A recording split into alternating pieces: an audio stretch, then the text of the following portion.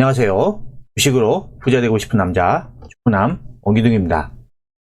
스트레스 받는 단타하지 마시고 편안하게 수익 낼 수 있는 저만의 투자 전략을 꾸준히 업로드할 예정이오니 잘 참고하셔서 성공 투자하는 데 도움이 되었으면 좋겠습니다. 구독과 좋아요 많이 눌러주시면 영상 제작하는 데 큰 힘이 됩니다. 오늘은 여러분들에게 최근에 나온 증권사 리포트가 있는데 이런 내용들을 참고하면 좋을 것 같아서 그 리포트의 내용을 조금 설명을 드리도록 하겠습니다. 자, 먼저 보시면 이 투자 전략이라고 하는데요. 미국 주식시장은 꽤 오랫동안 사상 최고치를 경신해 왔습니다. 지금 다우존스가 2009년 리먼브러스 터지고 나서부터 계속 올랐죠. 신고가. 그래서 지금 다우존스는 거의 7,000포인트에서 34,000포인트까지 왔으니까 거의 5배. 지수가 5배 올랐습니다. 그러면은 약 한 12년간 계속해서 우상향을 했죠. 그리고 나스닥도 보시면 나스닥은 더 많이 올랐습니다. 나스닥은 거의 제가 거의 1000포인트 정도 됐죠. 1000포인트 정도. 1200포인트. 근데 지금 13,000이니까 나스닥은 12년 동안 10배 넘게 올랐습니다. 많이 올랐죠. 그리고 S&P 500은 지금 보시면 거의 700포인트에서 4000포인트까지 왔으니까 거의 5배 이상 올랐죠. 5배 이상. 그러니까 이거는 지금 S&P 500과 다우존스는 거의 비슷하게 올랐어요. 좀 올랐고, 그 다음에 마지막으로 필라델피아 반도체 지수는 이것도 많이 올랐습니다. 거의 200포인트에서 지금 3000포인트 갔으니까 15배. 이게 제일 많이 올랐죠. 필라델피아 반도체 지수. 보시면 다우존스하고 S&P 500은 비슷하게 올랐어요. 또 나스닥과 필라델피아 반도체가 많이 올랐죠. 무려 12년 동안 우상향을 했습니다. 그렇죠? 그래서 지금 계속해서 사상 최고치를 경신해 왔죠. 자, 이거에 대한 이유가 뭐냐면요. 자, 기업의 이익 개선 속도가 지금 빨랐기 때문입니다. 자, 보세요. 자, 미국의 지금 EPS가 이 파란색이죠. EPS가 보면 2018년부터 계속해서 올라갑니다. EPS는 주당 순이익이죠. 주당 순이익. EPS가 계속 올라가면서 미국의 주가, 이 회색 보면은 같이 이렇게 올라갑니다. 때문에 지금 주당 순이익이 많이 올랐기 때문에 미국 주가도 같이 덩달아서 같이 올라간 겁니다. 그래서 지금 이익 전망치에 비해서는 주가가 과하지 않다라고 설명을 하는 거고요. 그 다음에 한국 주식시장의 상대 강도는 작년 11월 이후에 과도하게 상승한 이후 조정 중이다. 보세요.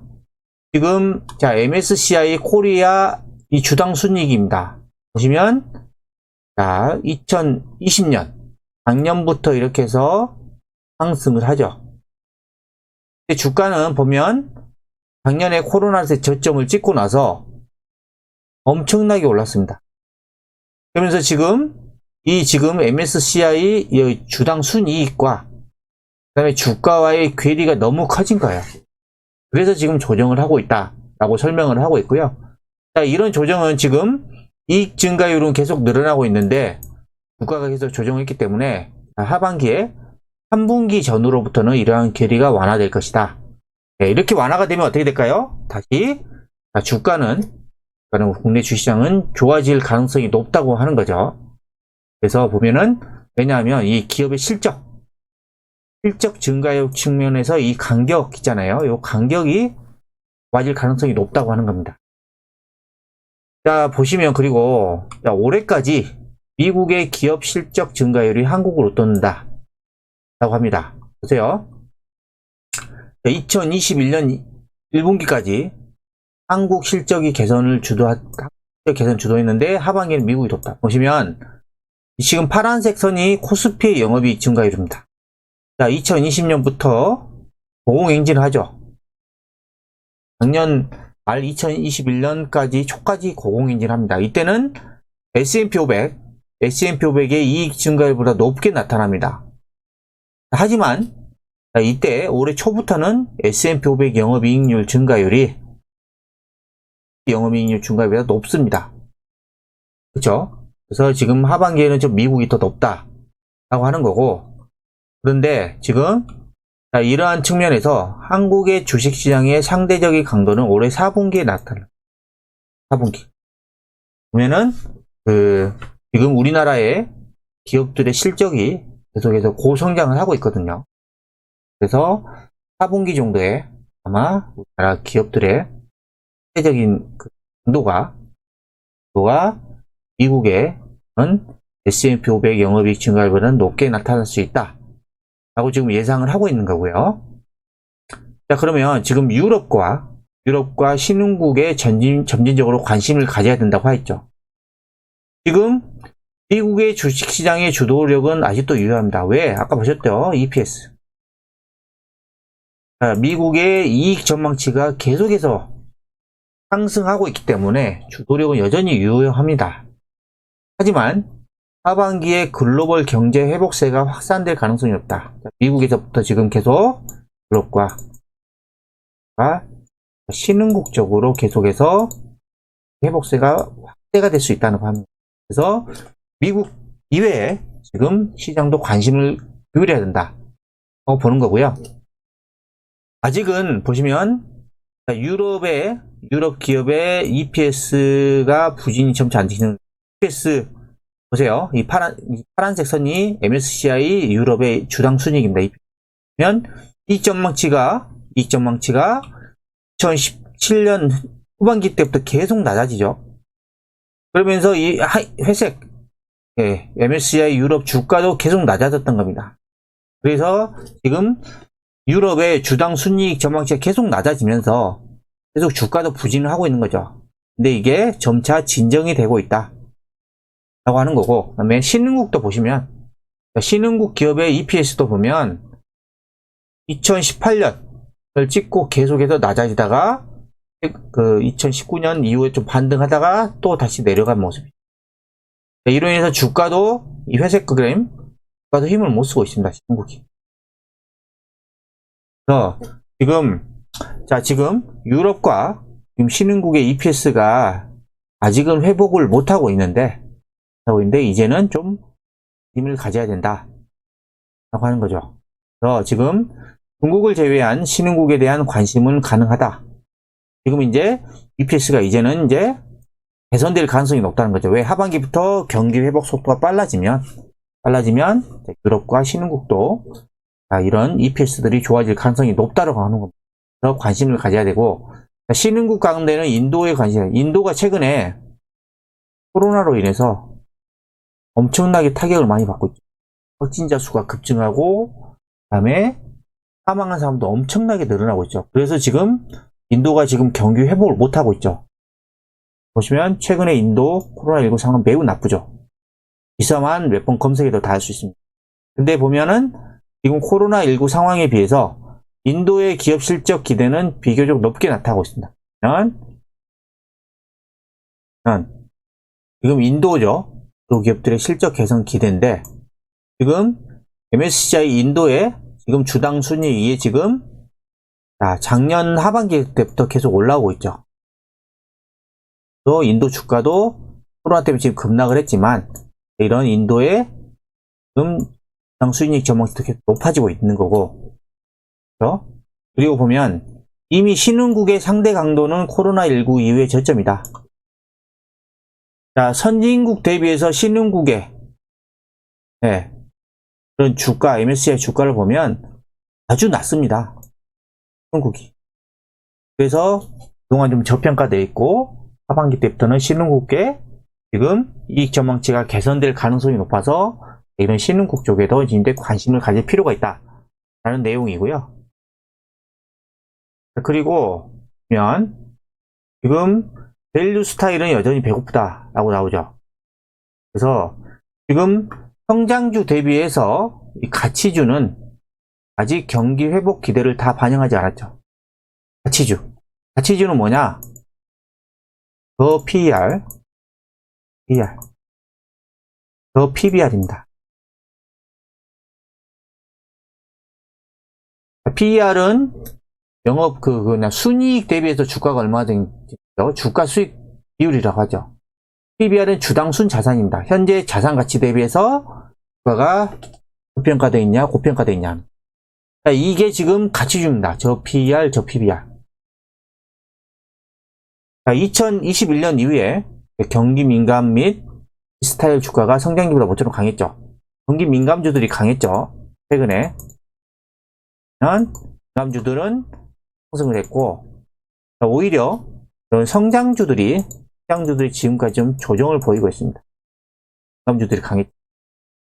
근데 글로벌 경기 정상 완화 아직 끝나지 않았다. 여전히 이런 가치주 스타일에 관심이 필요하다고 합니다. 지금 글로벌 증시는 경기 회복의 기대를 꽤 반영을 했습니다. 그러면 ISM 제조업 지수, 이게 지금 제조업종에 대해서 어느 정도나 좋은지 안 좋은지를 나타내는 건데, ISM 제조업 지수가 보면 작년 코로나 이후에 급격하게 상승을 하죠. 상승합니다. 보통 이 ISM 제조업 지수는 50을 기준으로 해서 50보다 낮으면 경기가 되어 있는 거고, 50보다 높으면 경기가 회복되고 있는 걸 말합니다. 그래서 지금 코로나 터졌을 때는 50 밑으로 뚝 떨어졌죠. 그래서 현재는 몇이죠? 지금 60입니다. 그만큼 지금 제조업 경기가 좋다는 거예요. 그리고 보면 성장주 대비해서 가치주의 상대 강도는 아직 추가 상승 여력이 남아있다는 겁니다. 그래요. 자, 이게 ISM 제조업 지수입니다. 요게 제조업고, 그 다음에 성장주 대비 가치주 지수는 얼마 안 올라왔어요. 이 ISM 지수 이렇게 올라갔는데 성장주 대비해서 가치주들은 아직도 주가가 많이 안 올라왔다. 아직도 이 밸류, 이 가치주들은 좀 더 상승할 수 있는 여력이 남아있다라고 하는 겁니다. 네. 그래서 봤죠? 성장주 대비해서 가치주의 밸류에이션은 여전히 낮다. 또 가치주 쪽이 매력이 있다는 거죠. 가치주가 가격 메리트가 있다는 겁니다. 그런 거고, 그러면 미국의 대형주 러셀 1000과 중소형주 러셀 2000의 지수를 보면요, PER을 보면 이 성장주 대비해서 러셀 1000이 미국의 대형주라고 하네요. 1000이 보면은 엄청나게 낮죠. 맞습니다. 이게 보면 이때 2002년 이후로 이 지금 가치주들의 그런 밸류에이션이 낮다는 겁니다. 예.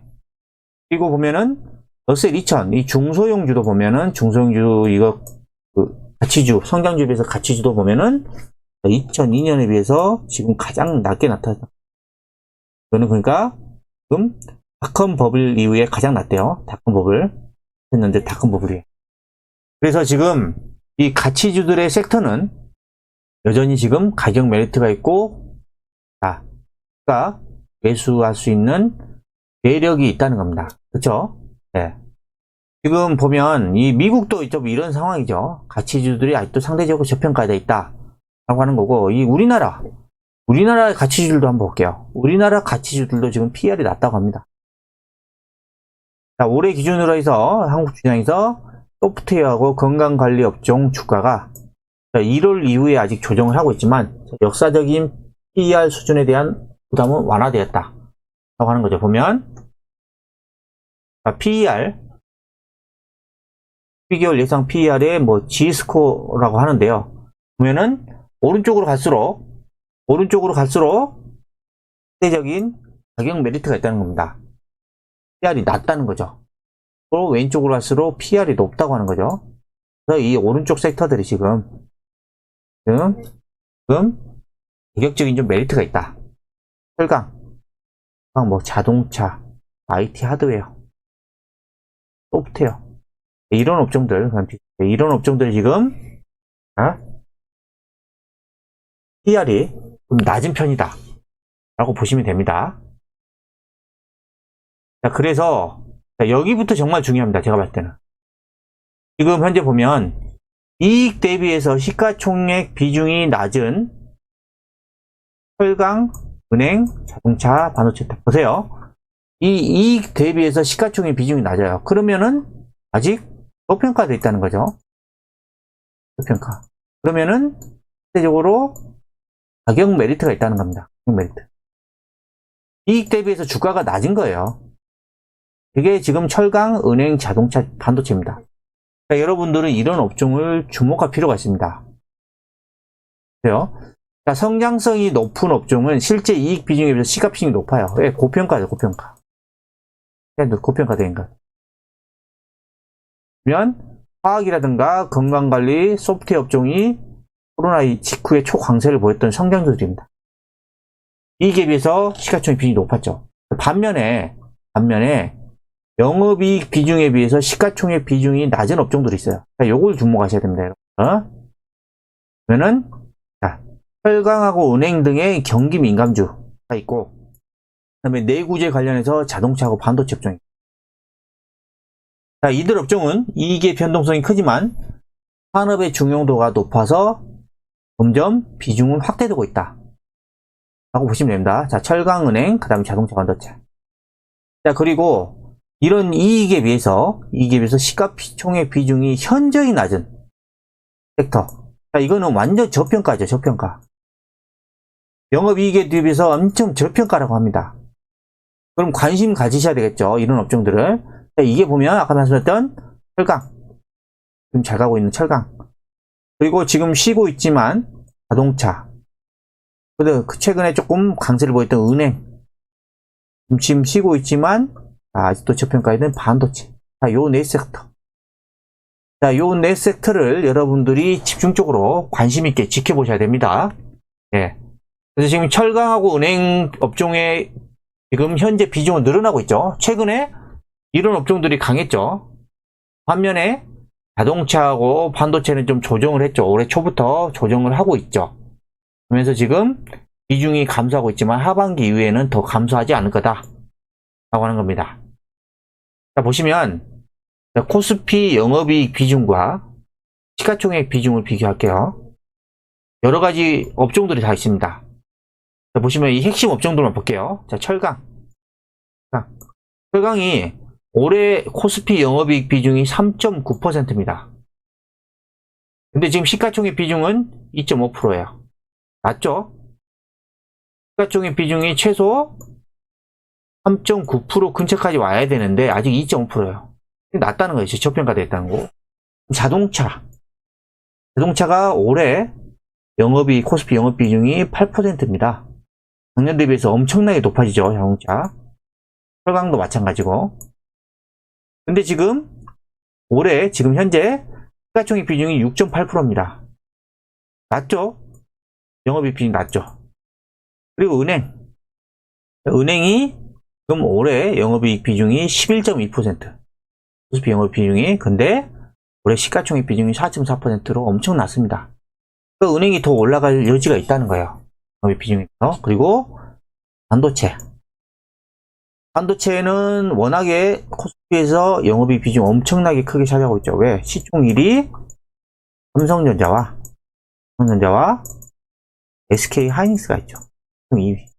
이래서 지금 대한민국 이런 코스피에서 가장 큰 영업이익 비중을 갖고 있습니다. 무려 29%를 갖고 있고요. 자, 이게 내년에는 또 얼마가 되냐면요. 더 놀랍습니다. 내년에는 32.9%. 엄청난 비중을 차지할 수 있다고 하는 겁니다. 거의 코스피 영업이익의 3분의 1 정도가 지금 반도체에서 나온다고 보시면 돼요. 그러면 올해 영업이익 이 비중이 29%인데 지금 현재 시가총액 비중이 27.8%죠. 아직도 낮다. 근데 내년에 지금 영업이익 비중으로 보면은 더 낮다 라고 보시면 됩니다. 그래서 여러분들은 지금 다른 업종도 좀 저평가된 게 있지만 여기 지금 리포트에서 보면 이런 철강, 자동차, 은행, 반도체는 여전히 가격 메리트가 있고 더 상승할 수 있는 업종이다 라고 보시면 이런 업종들을 여러분들이 좀 집중적으로 살펴볼 필요가 있다는 것입니다. 자, 그리고요. 자, 이 내용입니다. 자, 이거는 좀 참고해야 할 만한 내용인데요. 보면, 자, 2020년, 내년에 대선이 있죠. 내년 대선인데, 대선이 1년 정도, 1년 전후가 남았죠. 그래서 지금, 이제, 한국의 중소형주를 관심을 가져야 된다. 대형주는 수출이죠. 수출이 잘 돼야 되죠. 근데 중소형주는 이 정부 정책에 민감하다는 겁니다. 네. 그러면 과거의 역대 대통령별로 연차별 주가를 보면 임기 후반으로 갈수록 이 대형주보다는 중소형주가 강했다고 합니다. 반드시 그런 건 아닌데 일반적으로 보면 그렇다는 거죠.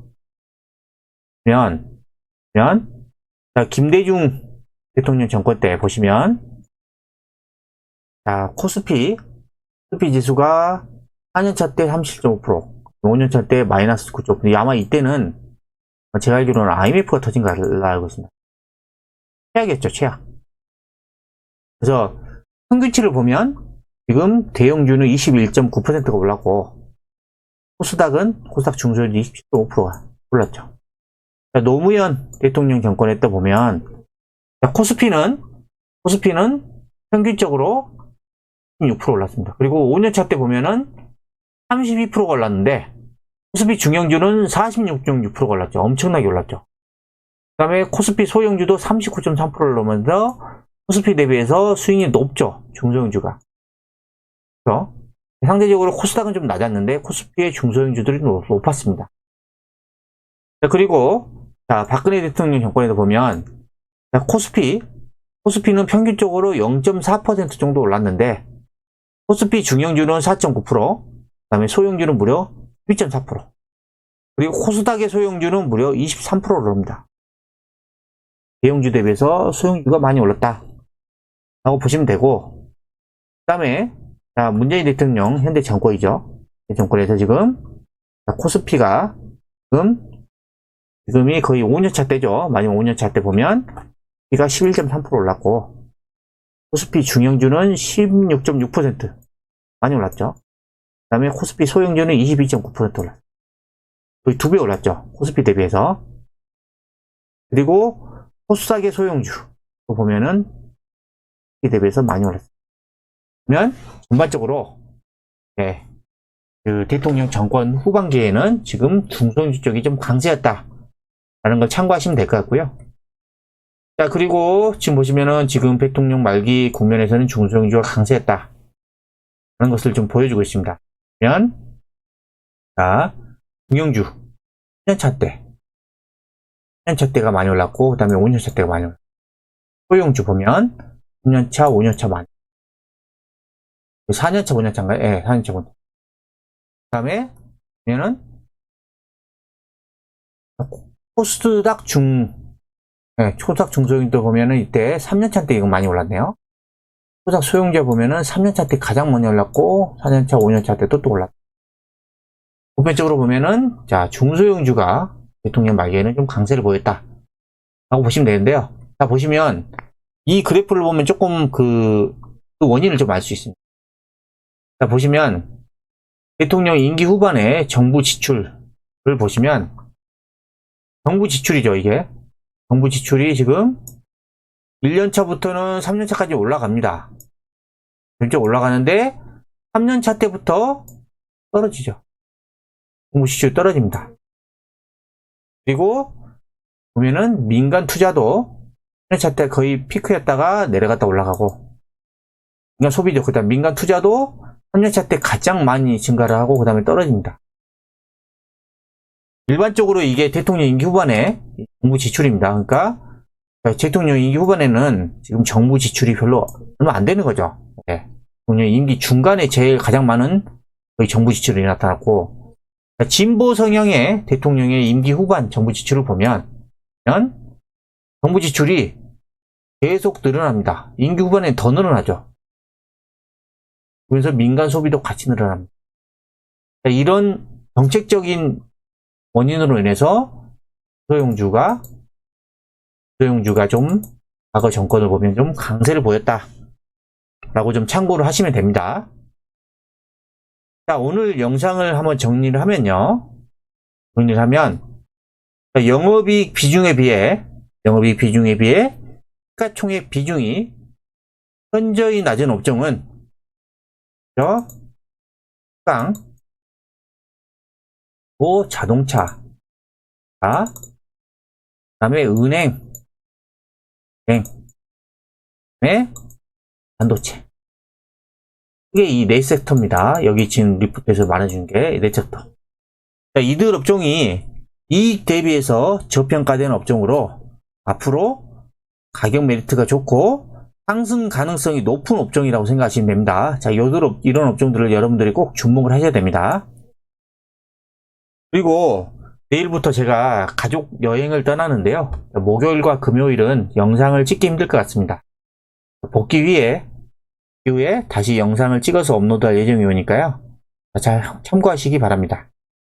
지금까지 영업이익 비중에 비해 시가총액 비중이 현저히 낮은 업종에 대해 알아보았는데요. 영상이 마음에 드셨다면 구독, 좋아요, 알림 설정 부탁드립니다.